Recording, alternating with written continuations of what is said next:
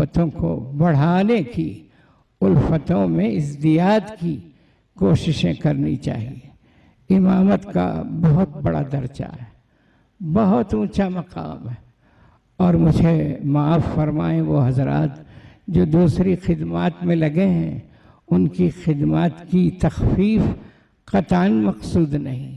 لیکن اس کا اظہار کرنے میں مجھے کبھی تکلف نہیں ہوا کہ امامت ہی ایک ایسی خدمت ہے جو علی منہاج النبوت آج تک برابر سر منہ فرق کے بغیر جاری ہے، اور تمام خدمات میں کچھ نہ کچھ تبدیلی، کچھ نہ کچھ فرق، کچھ نہ کچھ تبدل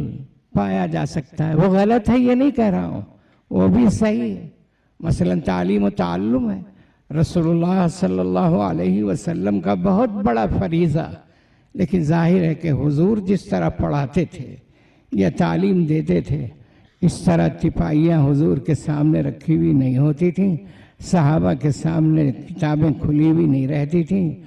اساتذہ اس طرح طلبہ سے عبارتیں پڑھوا کر اس کا مطلب بیان فرماتے تھے، ایسا نہیں ہوتا تھا۔ یہ طریقہ غلط ہے کہ غلط نہیں ہے، بالکل صحیح ہے، ہونا چاہیے، لیکن امامت کو دیکھ لیجیے، امامت میں رتی برابر کوئی فرق ہے کیا؟ وہی 5 نمازیں ہیں، وہی رکعتیں 4 اور 3 اور 2، وہی قبلہ، وہی محراب، وہی منبر،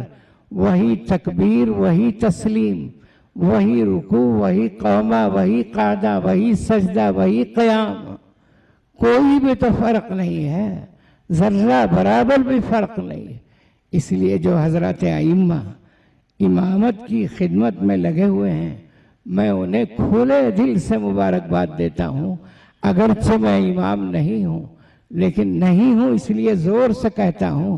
کہ آپ جس خدمت میں لگے ہیں وہ سب سے بہترین خدمت ہے، جس میں کسی قسم کا شک و شبہ نہیں، کسی طرح کا تغیر و تبدل نہیں،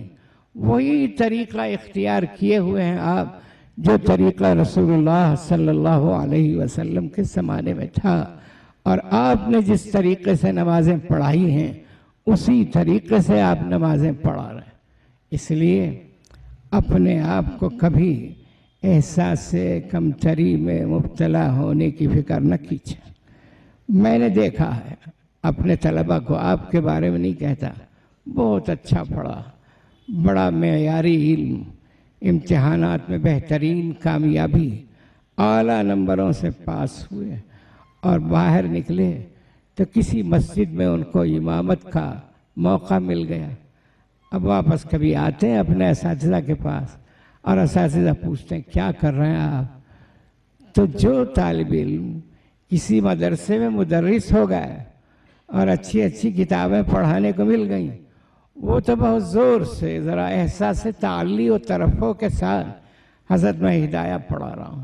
اور حضرت میں مشکات پڑھا رہا ہوں، اور حضرت میں جلالین میرے درس میں، اطمینان سے کہتے ہیں۔ اور جو طالب علم امامت پر مقرر ہو گئے، جب پوچھا جاتا ہے کہ آپ کیا کر رہے ہیں تو آواز پست ہو جاتی ہے، لب و لہجہ ذرا نرم پڑ جاتا ہے، حضرت امامت کر رہا ہوں۔ تو ایسا خیال ہوتا ہے ان کو کہ امامت کوئی معمولی خدمت ہے، دوسرے درجے کی خدمت ہے۔ میں کہتا ہوں اللہ کا شکر ادا کیجئے کہ یہ وہ خدمت ہے جو بعینی ہی رسول اللہ کے طریقے پر انجام دی جا رہی ہے، جس میں کوئی فرق نہیں، کوئی تبدیلی نہیں، کسی قسم کا امتیاز نہیں۔ تو میں حضرات ائمہ کرام کے بارے میں یہ کہنا چاہتا ہوں کہ اللہ تبارک و تعالی نے انہیں رسول اللہ کے نقش قدم پر چلنے کی توفیق دی، اور اس خدمت میں لگایا جس خدمت میں رسول اللہ عمر بھر لگے رہے، کبھی ناغہ نہیں ہوا۔ سفر میں تشریف لے جاتے تو سفر میں بھی امامت فرماتے تھے، آپ حضرات جانتے ہیں اچھی طرح سے، 5 وقتہ نمازوں کی امامت۔ آج کل تھوڑی سی ترقی ہوتی چلی گئی ہے اس میں کہ ذرا بڑا عالم ہوا تو وہ 3 وقت کی نماز پڑھائے گا، اور بہت بڑا عالم ہوا تو صرف جمعہ پڑھائے گا، اور اس سے بھی بڑا عالم ہوا تو عیدین پڑھائے گا۔ تو یہ ہوا، لیکن رسول اللہ کا مرتبہ کیا ہے آپ جانتے ہیں، 5 वक्ता नमाजों की इमामत रसूलुल्लाह सल्लल्लाहु अलैहि वसल्लम बिला नागा बिला फरमाया करते थे। तो बुजुर्गान मुहतरम अइम्मा को मुबारकबाद देता हूँ और उनसे गुजारिश करता हूँ कि आपके हाथ में है क़ियादत और आपके हाथ में है अवामुन्नास,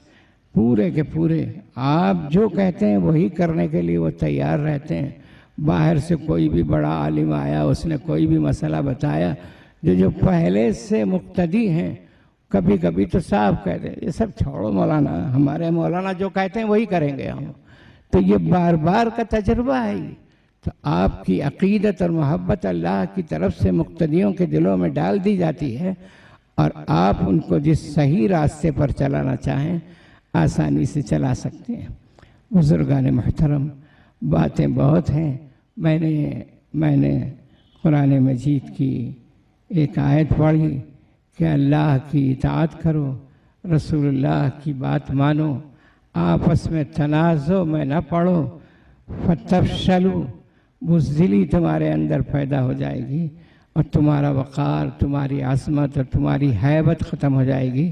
तुम्हारी हवा उखड़ जाएगी। ये तनाज़ो आपस में खामखा के मसाइल में, उसकी वजह से उम्मत मुस्लिमा बेवक़ार हो गई है, बेआज़मत हो गई, उसकी हैबत ख़त्म हो गई। इस तनाज़ो को ख़त्म करना चाहिए। रसूलुल्लाह सल्लल्लाहु अलैहि वसल्लम ने इरशाद फरमाया कि जन्नत में दाखिला ईमान के बग़ैर मुमकिन नहीं और ईमान का दावा सही नहीं।